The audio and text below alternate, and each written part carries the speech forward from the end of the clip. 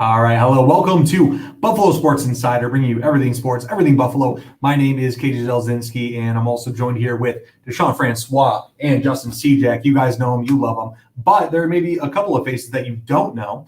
We also have Brandon Barry here for the first time. Welcome, Brandon. And we also have Richie Miller joining us one more time. He was here just for a short little bit for our last episode on Monday. Thanks for joining us on such short notice because as this 53-man roster just broke yesterday, practice squad signings happening today as well. We did want to get on the air and talk about it before it was old news. So before we do begin this whole discussion, remember to like, follow, subscribe to Everything Buffalo Sports Insider, spread the good word, and make sure you check us out on our website at buffalosportsinsider.com. We have everything there, new content coming at you, articles, you name it. We got it. Thanks for being here.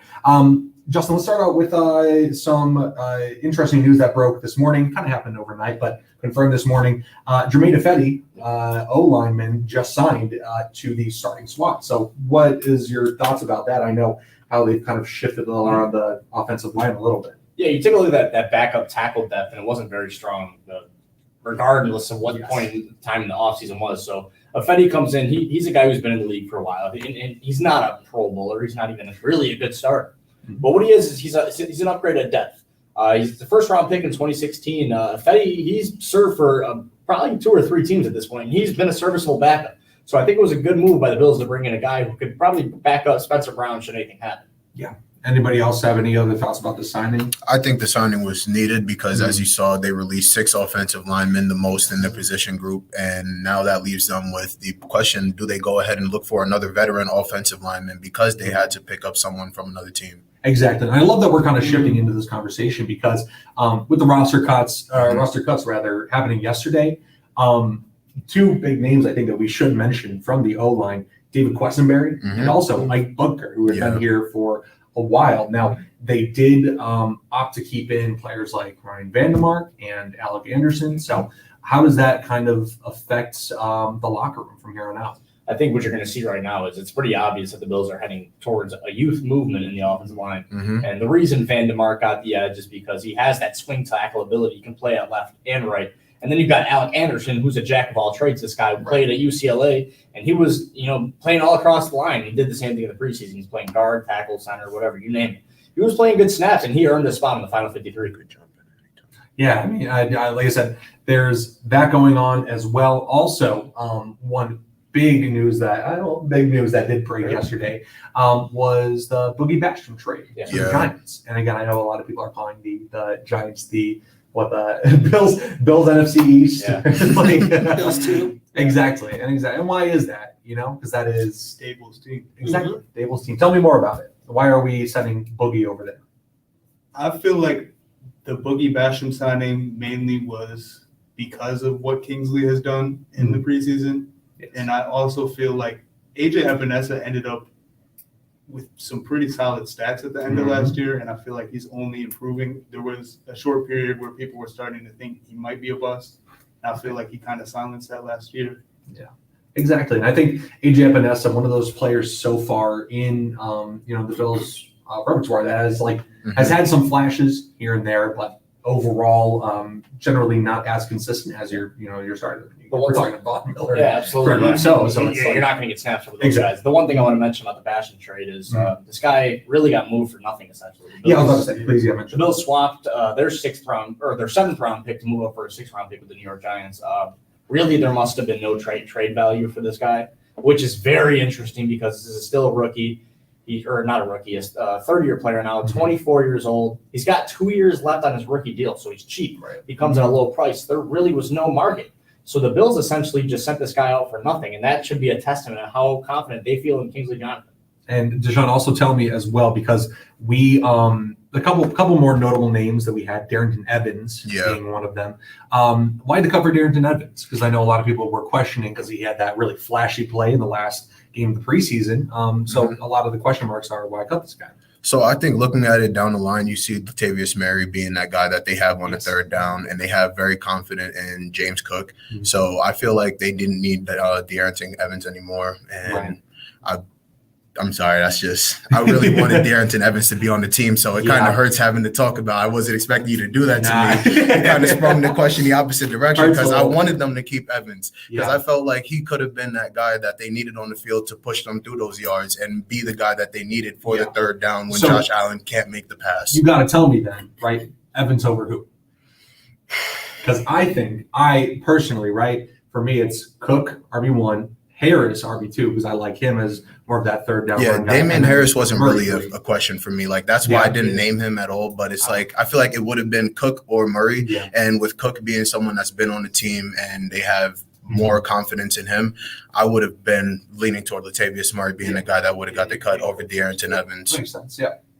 Yeah, no, really interesting. So, again, that's the running back room. We also have A.J. Klein, veteran linebacker, who they just brought on. When did they bring him on? That was during the offseason. During the offseason. He had a couple stints with the Bills. Exactly. So they cut him, and now that opens up some spots over in the linebacker room, which has been really high point of contention throughout the preseason. So I think that those are some really interesting moves that have been happening. Obviously, those cuts coming yesterday along with a very long list of other names, but some of you might not know.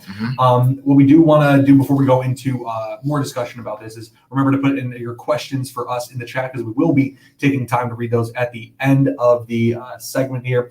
And I'm here and we do have a question right now. So let's go and take a look at that. And it's from Thomas Bailey. What cut was the most surprising to you? Darrington Evans. Darrington Evans. Sean already says Darrington Evans. I think for me, which I would love to go into. Andy Isabella. That too. We were having some discussion about this. I was just talking to Justin after our show on Monday about Andy Isabella and how I thought he would make the roster. Obviously a fan favorite. Learned the playbook really quickly. And again, for somebody who has been around a little bit, I think he adapted really well. So I was surprised that he did get cut. We'll get more of him later about his status now. And anybody else have any other surprising cuts that you think?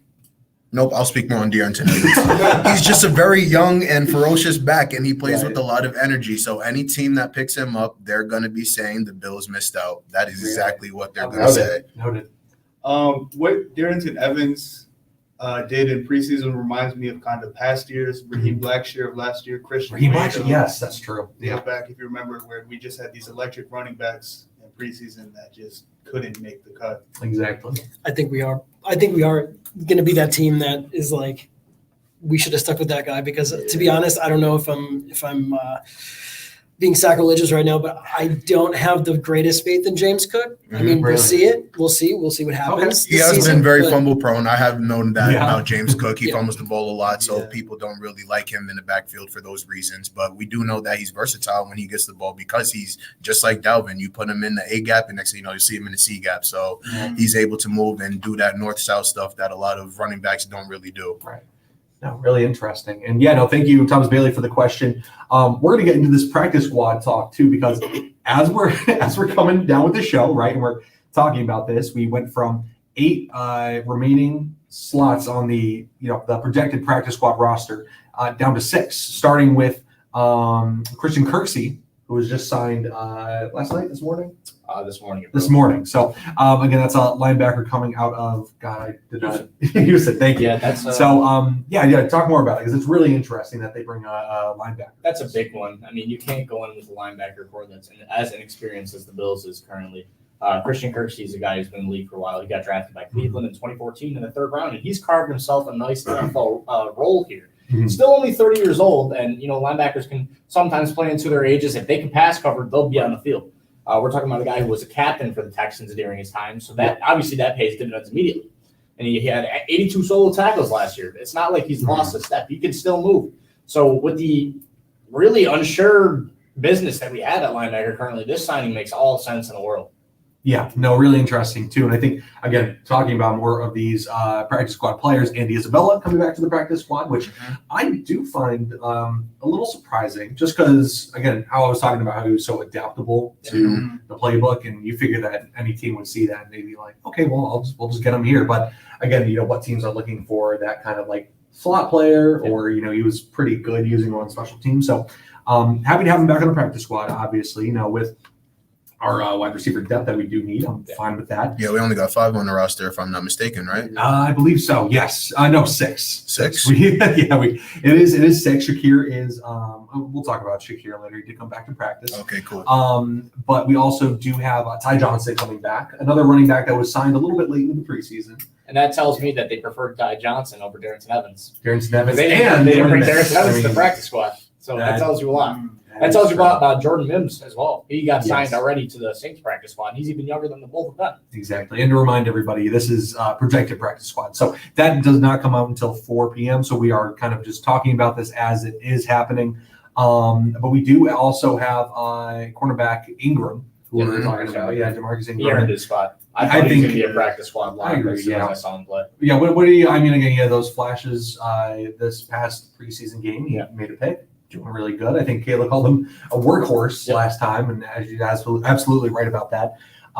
We also have what's another name we get there out there? We got Cameron Klein. I was about to say Elianko. Elianko was, I mean, to have him as your 6th defensive tackle on your entire roster, that's impressive. I mean, this is a guy that should have a spot on a 53-man roster, and we are lucky enough to have him on the practice squad. I mean, this is a guy who plays a phenomenal one-tack, and we really don't need him because we have this guy named Daquan Jones. So, which, by the way, hashtag re-sign Daquan Jones right now. Yeah, right. I agree with you. Yeah, we know, like I said, we got those players focused on Kim Klein, DJ Dale, and even if we're kind of slipping into the O-line a little bit, Richard Gurridge is back on the practice squad. And that's interesting because I think we do need a lot of O-line depth, and they did carve out that space in the 53-man roster to make way for that. And we also have Kyron Brown coming back, and we also have Joel Wilson. So some interesting names. Again, I think Joel Wilson as well with great blocker. Great blocker, exactly. And we do have 3 tight ends on the roster right now. Quentin Morris made it because he, again, I think has been really solid, making it over O.J. Howard last season. And especially with kind of how we're using our tight ends, I'm fine with having like more tight end depth again, because I think we have a lot of receiving tight ends, so getting that versatility and having someone that could come in and block and just push the line, that's exactly what we need. So happy to have him as well. Absolutely. Yeah. So that's the practice squad for now. Again, we will update you. Justin is taking a look while we're doing the show. So if anything does pop up, you will be the first to know. Before we go into our next discussion, we're going to take another question from the audience. And it's from Big Matt 716. The Boogie trade, no Vaughn for 4 games, signed Kirksey to practice squad. Interesting. No question mark at the end, but all things that are true. And thank you, Big Matt, because now we can kind of segue into our next section about Von Miller. They did take him off the PUP. They kept him on. I'm sorry. They kept him on. They kept him on. Which means that he will be missing the first 4 games. And those first 4 games include the really big Jets game, a game against the Dolphins. And then, I mean, you also got the home opener versus the Raiders and the Commanders week 3. So this move made sense from the beginning. You don't need Von Miller in the beginning of the season. You need him down that final stretch. So keep him healthy, and keep him wrapped in bubble wrap, and then have him come rush the passer in week 5. And that's totally true. And you know what? Before you were going to say that, I was going to say that I'm of the camp that I'm very, very I know. Listen, keep him healthy for sure, but I was very disappointed, especially like that first huge game in the Jets. That game against Miami, like he is a playmaker every single time he steps onto that field. We need him for those games, but no, keep him healthy. I'll throw this question at you as well because we got it last week. What do you think is going to be the Bills' hardest game this season? Do you think it's that Jets game, or do you think that's why we're? I honestly think they're going to be mostly interdivision. Interdivisional. I think even Miami, you play in that heat and they put you right in the sun there. Yeah, they do that on purpose too. It's so crazy. I mean, they have like 50 degrees cooler on their side because of the way that the dome is set up. That's so crazy. Hey, can we get the NFLPA to take a look at that? Right. But speaking more on that Von Miller, though, I like the fact that we're going to be able to see Leonard Floyd and Greg Rousseau coming off the edge because Leonard Floyd's going to be able to get that time in and build a rapport with the rest of the defense. So when Von Miller does come back, it won't be like Von can stay in the game all the time. They can just substitute Leonard Floyd in and feel comfortable with having Floyd on the field. Exactly. And Greg Rousseau stepping it up like really big last season when Von Miller did go down. And thank you for the question, Big Matt. We're going to go to our next question. Which is from Rona McDonald. How confident are we feeling about week 1 after these cuts? I feel a lot better. So I was about to say, you start out. I got to think a little bit. Okay. There goes the laptop. So Justin will be joining me on my side. Okay, so I would say that I'm thinking I do feel pretty confident again with what we do have, and I think the O-line adjustments that needed to be made with this 53 man roster were made. Mhm. We have a pretty stacked D-line with, like I said, how much depth we A have. lot of depth. We have depth all the way feeling to very the fifth. confident, even without a key player like Von Miller. I know. Mhm. We also have some other stuff that we wanted to touch on with our IR. Obviously, Matt Barkley being out for the season, an elbow injury. Again, he's QB3, so wishing him well in his recovery. And then stuff like Justin Shorter on the IR as well. Even stuff like that. Like I do feel confident that we still have, the strength, even with losing a little bit of that depth later on. I think we're really going to see if this season, if these sort of off-field distractions come into play again this year, especially with Josh Allen's girlfriend, Diggs's supposed quarrels with people, which are I don't believe, but With Stephen A. Yeah. Stephen A. No, but I think it's going to be a test. I think we're going to see how they handle that, and if when they come out the gate, if they're going to be a strong team right out the gate, or if it's going to take a couple games to form that. My confidence level is very high as of right now. Yeah. And the reason of that is that the Bills are very, very healthy relatively heading into the season. There's depth at positions that are very important in the NFL right now. Cornerback, defensive line. There's serious depth. There's even depth at safety. DeMar Hamlin looked great this preseason. Yeah, you know what? Let's touch on that too, because how amazing is it for? And I know again the media has been talking about it so much, as they should. Can't talk about it enough. Yeah, exactly. Yeah. I love Hand from us here at the studio. How amazing is it for him to come out of this recovery, make the 53-man roster, and it's not anything like you see the conversation on social media all the time, like. They're just going to throw him in, of course, just because they have to. No, he showed up in preseason. Yeah, he's a player, and I remember back when he got drafted, he was considered a steal in the 6th round. He played some good ball at Pitt, and he came in along with Dane Jackson, not the same draft class, but years separate. And those two are going to play pivotal roles for the Bills this year. Whether it's 100%. Hamlin coming down and Taylor Rapp coming down to the box, there's good depth there, guys. That's something I was going to get in as well. I wanted to see if the Bills would be looking at that sub linebacker spot and using their safeties and cornerbacks more in the linebacker position, and I think, because he's been having a great preseason. And what I can say I do believe that DeMar Hamlin has a chance for comeback player of the year. That's something I'm looking at for sure. Oh, yeah, exactly. And I think it is so interesting to talk about kind of that thing of how they're going to use our safeties as well, with it being a McDermott-led defense now. And again, trying to fill this hole with Tremaine Edmonds has been so difficult. And not to hate on Tyrell Dodson or anything, I love T-Dot, but the preseason was rough. Yeah. And it's just hard to fill those shoes. So I'm kind of wondering how they're going to use them. So thank you, Ronan, for the question. And we're going to kind of keep going and rolling the ball here with our people that are back to practice once again. Speaking of the linebacker spot, well, you do have Bale Inspector on short-term IR right now. You do have Terrell Bernard coming back to practice, which is kind of ironic that he is pinned to be this linebacker one because he didn't play a single game. So that just shows their confidence in him, though. Exactly. That shows their confidence, but it also... let me pose the question to you guys now. Once Christian Kirksey comes off that practice squad, do you have him or do you have Terrell Bernard as your linebacker one?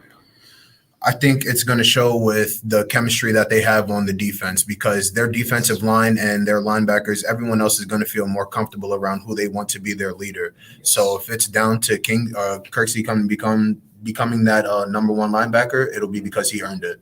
How long has Kirksey been playing in the league? It's been 2014. 2014. So about 8 years now. Exactly. A veteran. I think that's what they are missing with this. He was, like I said, he was a captain for Houston last year, and that pays.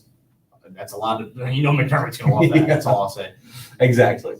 So really happy that, he's there. And we also have other, players that are worth mentioning. Jordan Williams also coming back. Yep. Khalil Shakir also coming back. I thought he would. Shakir was one where I was like, hey, don't be surprised if something happened, whether it's a trade or a cut. He stays healthy with that rib injury. He's probably going to be ready for week 1. And the other guy I'm going to have circled to see if he's ready for week 1 would be Connor McGovern, because he had that knee injury, and there's a lot of uncertainty right now, but he did return to practice today in some capacity. Exactly. So we'll see how that fares, and then left guard might be David Edwards for week 1 if he's not. Yeah, and again with losing Tommy Doyle as well, God bless him. The guard position and I mean the whole line is definitely a big question mark right now. We're going to go to one last question here before we wrap things up here in the studio. From Peak Power, are your eyes on a specific player this season on the practice squad? Yes. Yeah, absolutely. What do you think? I'll tell you, I got two, and I think these are guys that are going to see snaps at some point in the season. It's Jamarcus Ingram and Eli Yanku. I mean, you could say Kersey. That's the cheap way out. He's going to be on active roster probably week 1 or week 2. Exactly. But injuries happen, guys. And like I said, defensive tackle, very important position. Quarterback, very important position. Guys get hurt. Ingram and Yanku have shown me that they can play. And I think they're going to play at some point for the Bills this year. Yeah, I agree. I would go with Andy Isabella. Yeah. I want to see Andy Isabella make the cut over. Because Deontay Hardy's not, but I would like Andy Isabella to be the guy that they use for the gadget.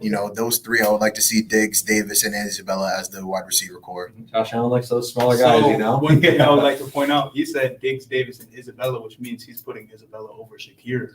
Yes, Diggs, Davis, Isabella. I'm jacking that. Khalil Shakir is cool and all, but I like Isabella the way that we've been talking about him. Imaginary board we got. we'll come back to it. Jets game.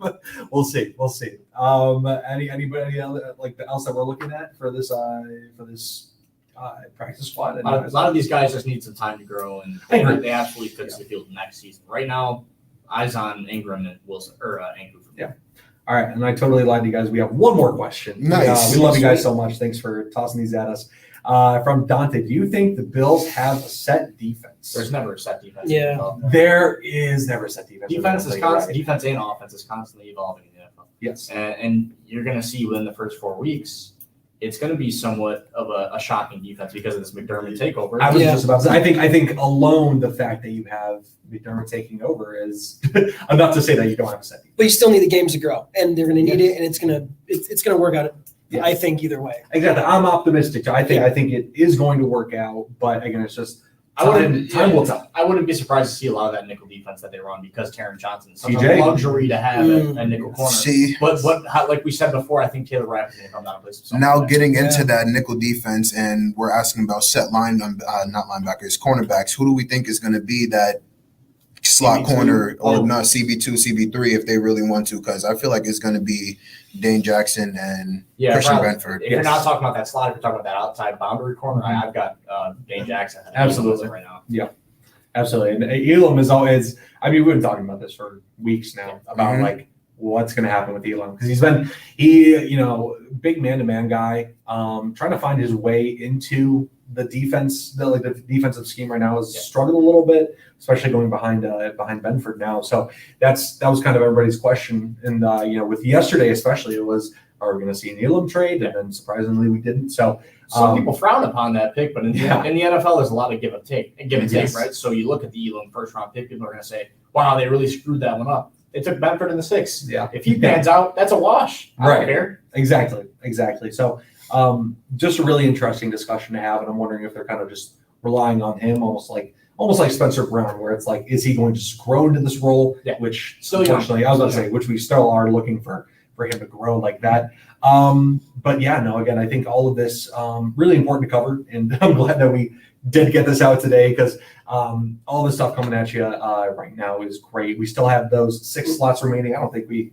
You want to check one last time before we have to see if there's anything. But yeah, no, we do have again 6 slots remaining on this practice squad. Some guys, do we have any predictions of who else might be coming back? Because Darrington Evans is still.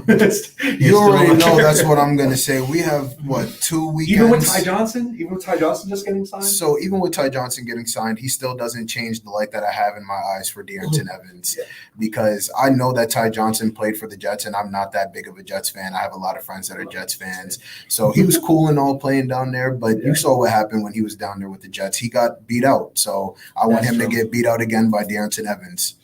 Yeah, sure. Anybody else? Any other predictions? I would like to just point out that Nick Broker, the guard that we had cut, signed with the Houston Texans. As well as Alex Austin. Yeah, so interesting. It seems like we're shipping a lot of people over to the Texans. But one thing to kind of wrap up this conversation is, again, keep an eye on the Bills' looking for a quarterback too. I don't think that discussion's over. Mm-hmm. And I want to point out, Nathan Peterman's out there. No, bring him back. Yes, Bring him back. That's my Nathan guy. Peterman. That's my guy. Okay. Thank you for joining all of us. We appreciate it. My name is Canisius Zelzinski, Justin Cejak, Deshaun Francois, Brandon Barry, and also Richie Miller. Thank you for joining us. Remember to like, follow, subscribe on everything Buffalo Sports Insider. This guy tweets all day, so you can catch us at everything: Twitter, Instagram, Facebook, our website, buffalosportsinsider.com. Thank you very much for joining us. Be safe, be good to each other. Have a great week. You guys take care.